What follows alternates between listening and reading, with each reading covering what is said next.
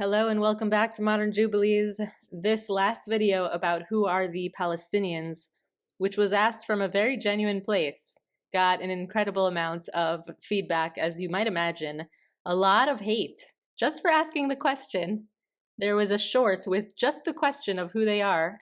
Anyway, I made this chart so that we could use all of the answers that I did get interspersed with the hatred of options of what they are or who they are, so that we can all see the reality of what this means. Because from what I'm seeing, it's like, oh, you stupid, whatever, of course they're from this. But everyone's saying completely different things, again, from completely different nations, from completely different heritages. So we're going to go through this chart that I made so that we can try to figure out who the Palestinians are. Because, of course, the elephant in the room is that Jews were referred to as Palestinians, and it used to be that after the Romans named the region Palestina, Syria Palestina, people who lived in that region were Palestinians. It doesn't matter what race they were, and it doesn't matter what religion they were just known as the people who lived in that land. That land was named Palestine. So, for example, Immanuel Kant, a philosopher, was talking about Jews when he referred to them as the Palestinians living among us, meaning in Europe. So Jews were referred to as Palestinians, and it was always like, go back to Palestine, that's where you're from, to the Jews. The name Jews comes from Judea, from the kingdom of Judea. The Israelites ruled in the land of Israel for 1,000 years during the First Temple period and the Second Temple period, before the destruction of the Second Temple by the Romans, when the land was changed to the name Syria Palestina and Palestine by the Romans. And then it was adopted by different nations that conquered it from then on, okay? And for the record, I have friends in Hebron and throughout northern Israel and throughout southern Israel and all over those lands who are of all religions and all nationalities, and we get along fine. So all this hatred is really weird. It's just like people are so on edge and so ready to like stick a knife into somebody if they disagree on like the slightest thing, if they even ask a question. It reminds me of this video I saw from the Friendly Ex-Muslim, where it was about some other guy who went to see a sheikh because he had questions about Islam, and the sheikh was basically like, you're not allowed to question. You're not allowed to ask questions. That makes you a kafir. Now you're a kofir. You're like a rebel. You're rebelling against the religion. You're rebelling against the tradition just for asking questions that is so antithetical to everything I was brought up inside of in the Jewish tradition, which has so much to do with thought processes and deep thinking and debates and challenging one another's ideas and the entire Jewish law and the entire Talmud. It's just all about debates and questions. And the Shabbat table is a place for families to discuss the Torah portion and ask questions. Like, it's such a antithetical idea to think that somebody would go to some high sheikh and he would say, you're not allowed to ask questions. That's being a kafir.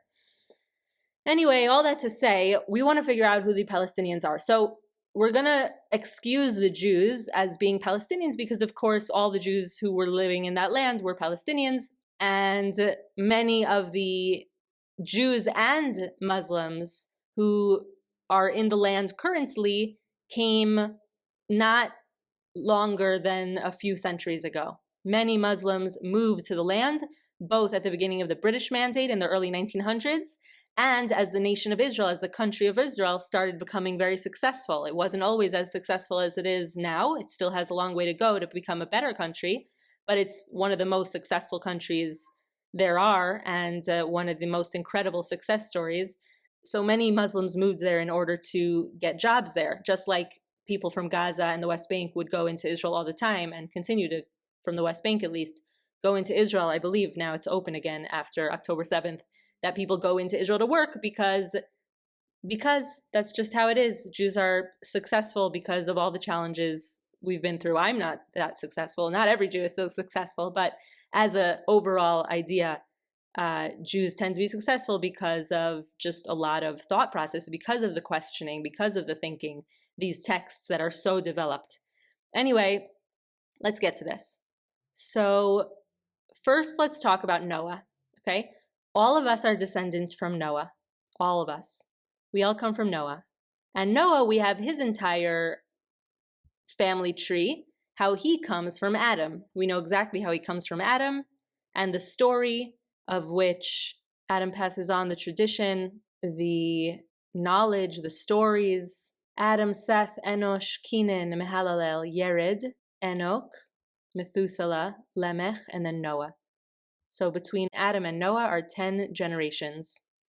Adam is born, of course, in the year 0, and Noah lives in the years 1000 to 2000 approximately. He lives for 950 years. The flood happens in approximately 1656. So we all come from Noah, and Noah has a whole tradition that he's passing on, and Noah is a prophet. And so he also receives both before a prophecy to build the ark and after as well of what to do now that he has landed and they are rebuilding civilization. So he has 3 sons, Japheth, Shem, and Ham. And they start to quarrel with each other, them and their children. Ham's son Canaan is cursed because of an incident where Noah becomes uncovered in his tent after drinking from the wine of the vineyards that he planted after landing on the ark. They land on Mount Ararat, which is traditionally Armenia, now where Armenia meets Turkey. And so Ham's son Canaan is cursed. The question is, why is Canaan cursed and not Ham? Ham is the one who sees his father's nakedness and doesn't cover him, but instead goes out and tells his brothers the situation. And then Shem takes the initiative and goes in with Japheth backwards to cover their father respectfully, to show respect to their father. Noah had already blessed his 3 sons, and so he ends up cursing Ham's son, Canaan, instead of Ham. And Canaan, then there's this whole story in Jubilees, which is important to mention here.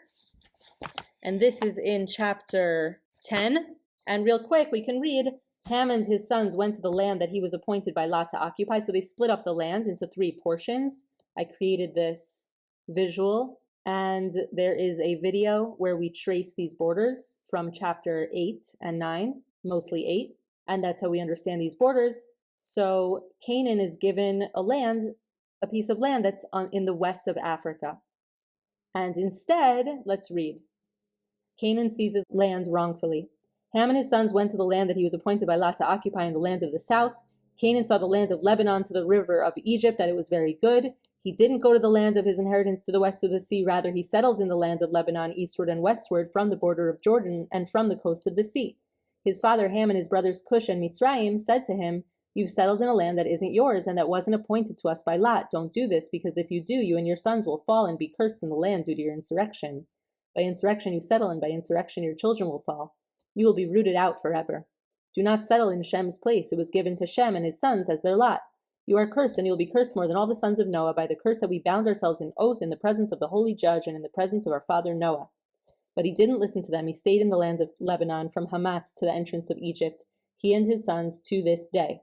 For this reason, that land is called Canaan. So that's what we get there, right? And in this day is talking about when Moses is on Mount Sinai. That's when Jubilees is written. And that's after they took this oath saying that they would all respect these boundaries that they choose by lot according to what Noah gives them. And so also this is very important because this idea of like a lot of the comments are like talking about how like Arabs are Semitic, but Jews are not Semitic, as if Semites is a small group.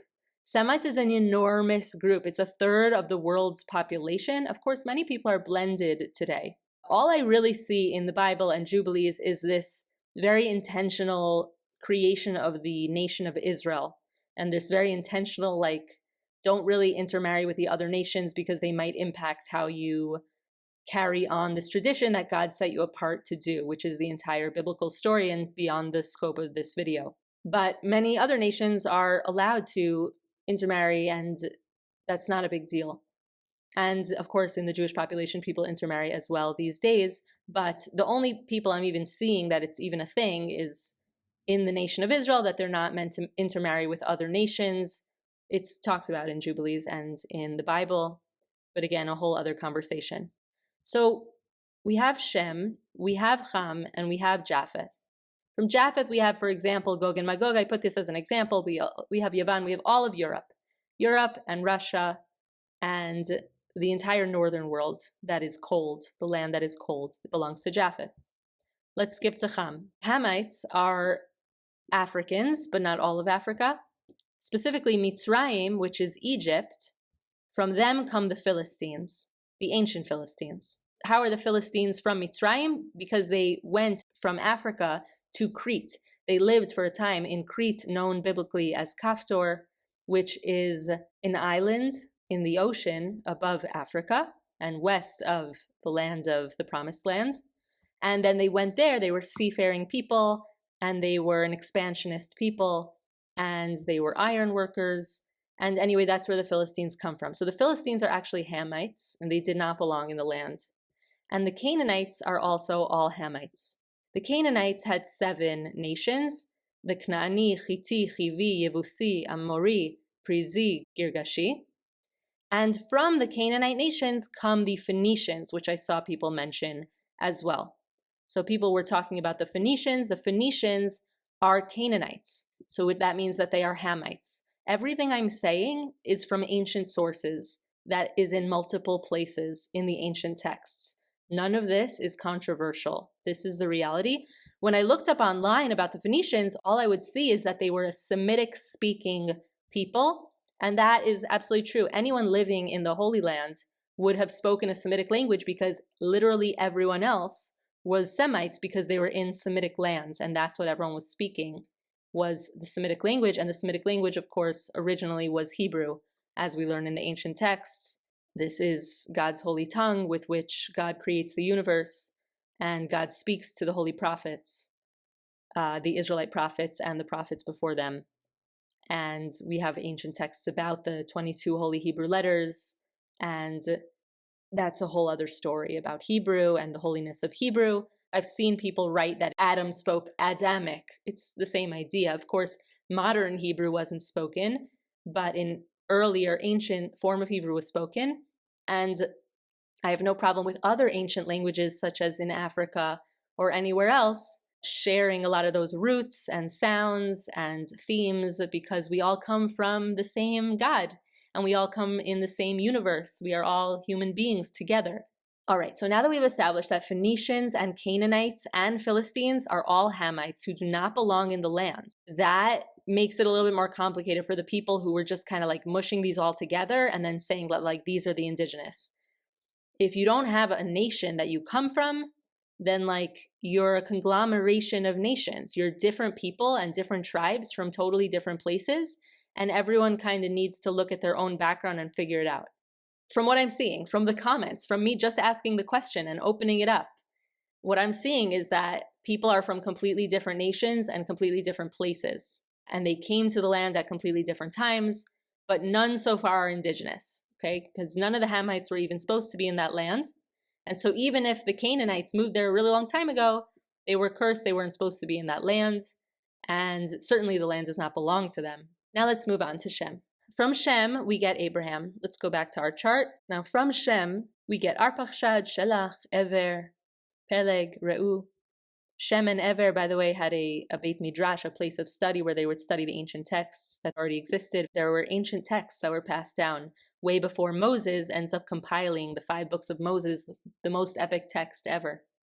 So we have Shelach, Ever, Peleg, Reu, Serug, and we learned in other videos, and from Jubilees, we see why these names are the way they are. These are Hebrew names. Why were they named such? And then we see Nachor, Terach, Abraham, Tower of Babel. Anyway, we get Abraham, and Abraham is Semitic, and he is a Shemite. And from Abraham, now I'm going to go to his specific family tree. But here we see what's relevant to this conversation, and that's what's important right now. So Abraham has 2 sons, Isaac and Ishmael. Ishmael from Hagar, an Egyptian, which means a blend of Hamite and Shemite. Egyptians are Hamites. So Abraham has Ishmael, and he is the father of the Arabs.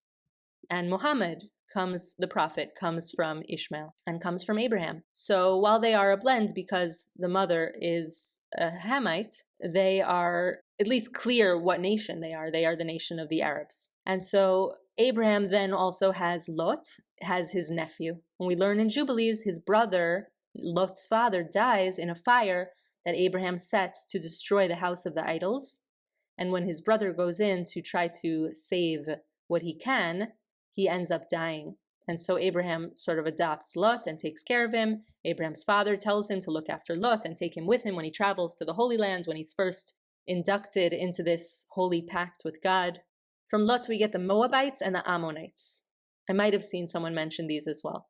Moabites and Ammonites. If you've seen this, then that's what that's about. I think do the Jordanians come from the Ammonites? Ammon, Amman. Maybe I'm confusing things. The huge majority of what's Jordan now are what people consider to be Palestinians. So they do have a country that they are ruling, that they are the majority of, but it is a monarchy, and so maybe they're not happy enough or something.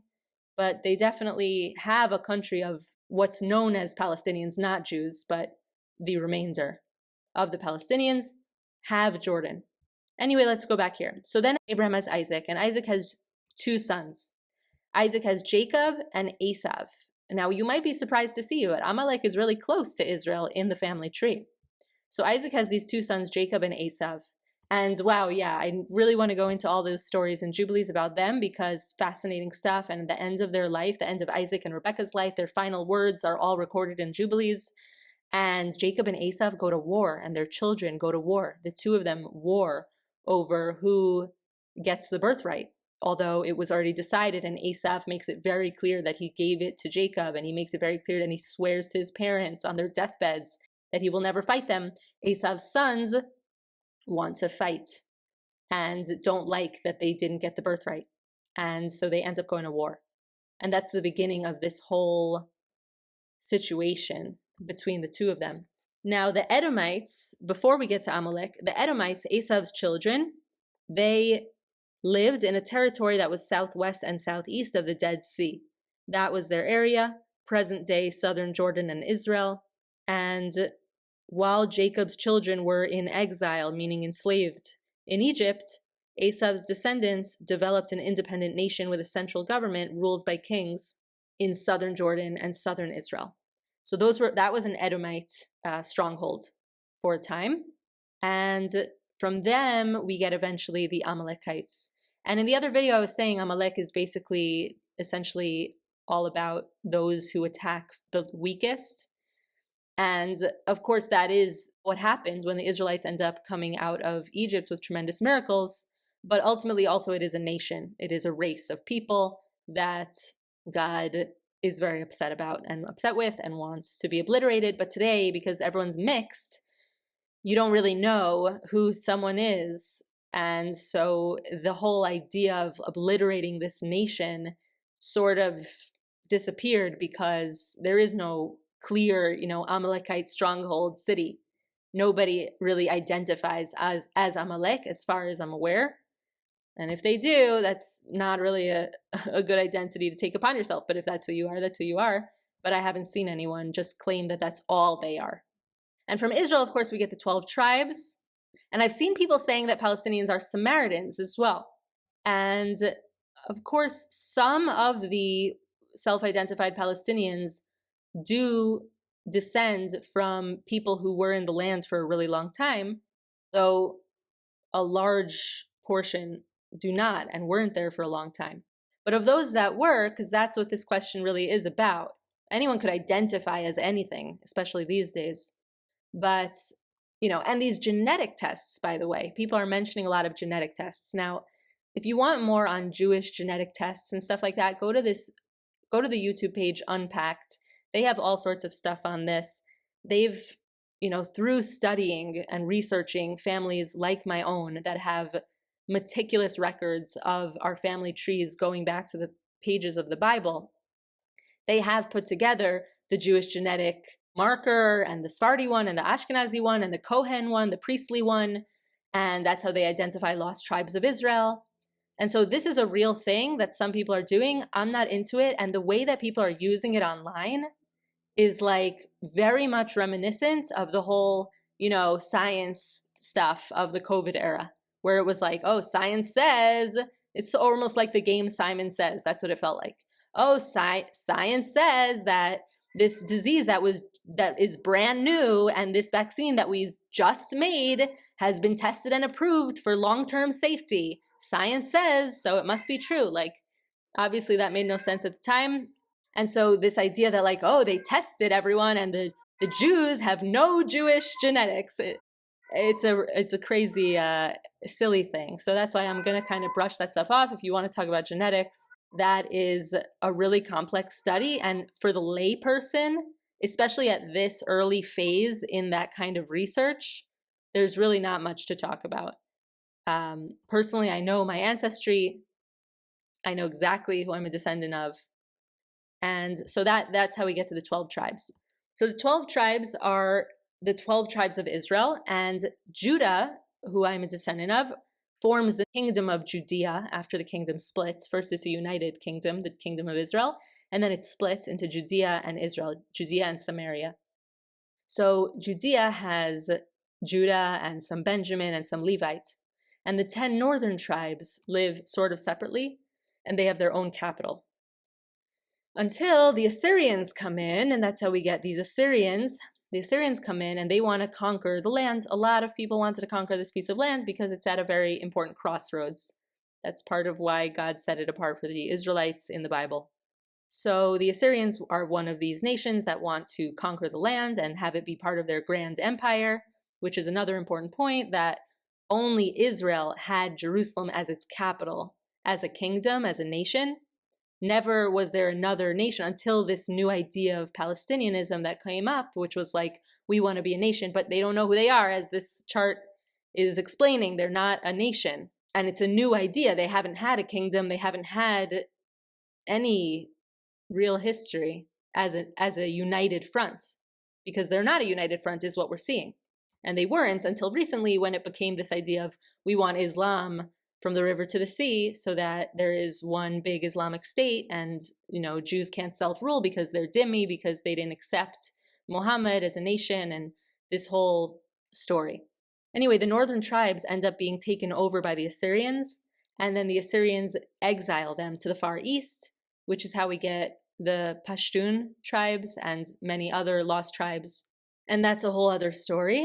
But the Assyrians also bring their own people in to dilute the population in order that it not be like a pure nation, so that they don't feel like someone's going to take over. So they would take from their population and resettle them in the new lands. And then when the Israelites mixed with the Assyrians, that's how we get the Samaritans. The Samaritans are a mixture of Israelites and the Assyrians who settled in the north, as some were exiled and some were left there to mingle with the new Assyrians and become Samaritans. So it's really the nation of Israel that stayed very, very clear on who it is. And no wonder when you study these ancient texts, you see how important it is to God that the nation of Israel stay a separate nation, set apart for all these specific purposes that God lays out throughout the Bible, which I highly recommend reading to anyone who has not. Very important piece of historical truth and reality about God.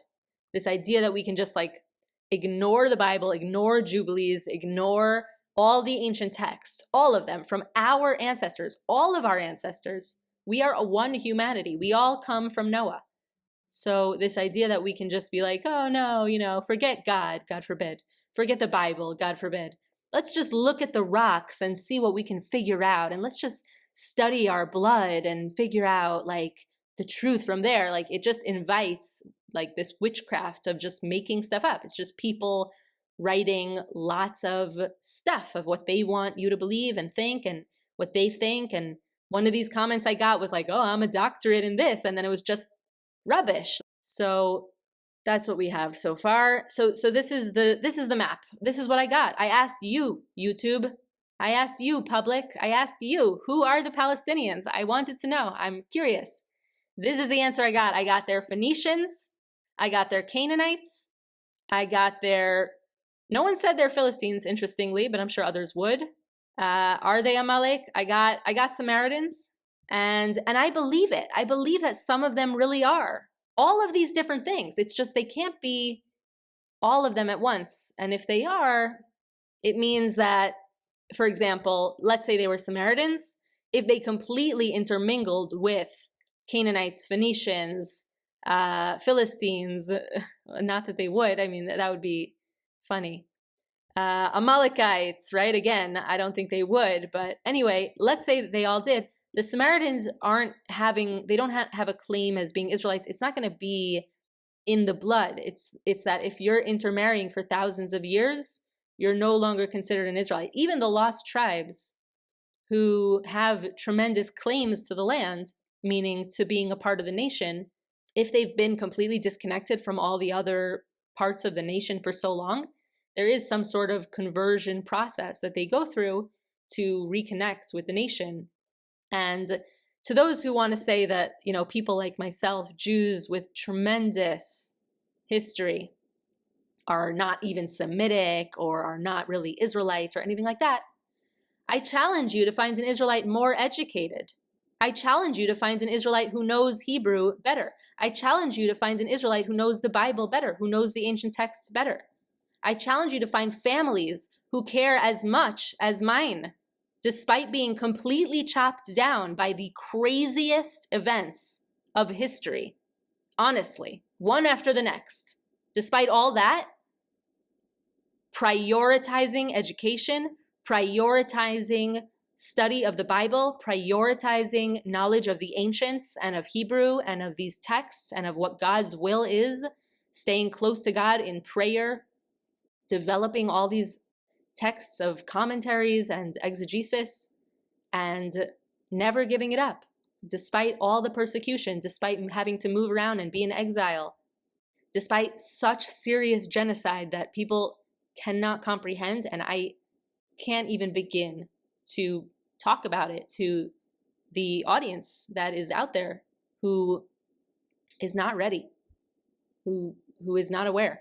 And they think a war is a genocide. A war is a war. It's very different. It's a completely different thing. They think I'm a Nazi. People are really messed up. They don't have education. Even this guy, I have a PhD and, I'm not impressed. It's a piece of paper. Some of the most important education we get in our lives is when we're children, as we're growing as adolescents, the people that we're around, what matters to them? What are they obsessed with? What are they teaching? What are they talking about?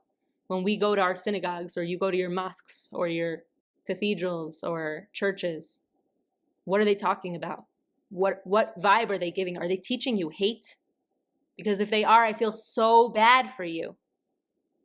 If you go to your place of worship and they're teaching you hatred of another race to such an extent that you would come on my page and not have anything against me, but hate me just because I'm Jewish, it's crazy. But one thing I will give to the online world is that I'm not going to use the word anti-Semitism much anymore, because that does come from Europe, where in Europe, we were the Semites. The Jews were the Semites, and we were among Japhethites.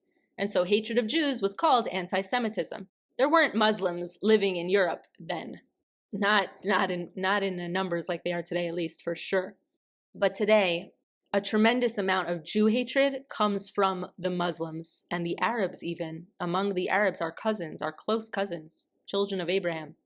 And so I can't call it anti-Semitism because, yes, of course they're Semitic. I recognize that Arabs are, of course, Semitic because they come from Abraham, who comes from Shem, and that's all very clear.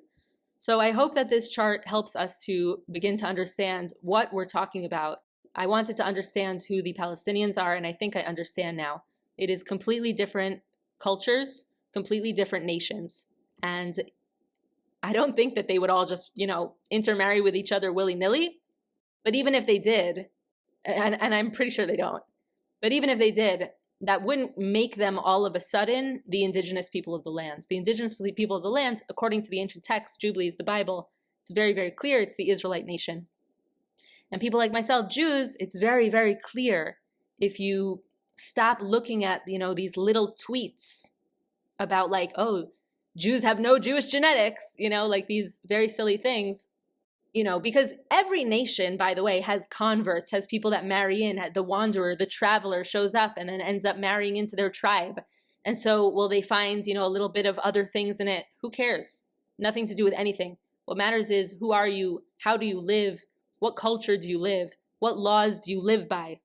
Would you be making Abraham proud, or would you be making him roll over in his grave ashamed? That's what I care about as a descendant of Abraham. So to all of you descendants of Abraham, to all you spiritual descendants of Abraham, and to all you humanity, I wish you all the very best, and I wish us all truth and peace, only through education, only through understanding that it's not through mudslinging that we can get anywhere. It's through actual knowledge, actual wisdom, actual study. It's hard. Studying is hard. Learning these texts is not easy, but they're our heritage, all of our heritage from the ancients, these ancient texts that were passed down and that nations like mine worked so hard to preserve letter by hand. And the Ethiopian people preserved Jubilees and Enoch and other sacred texts. And so every nation has its gifts and its strengths. And so, God willing, we should all be able to share with one another and understand where we all fit in to the bigger picture. As soon as we learn about God, about the Bible, then it's very, very clear that the land of Israel belongs to the nation of Israel.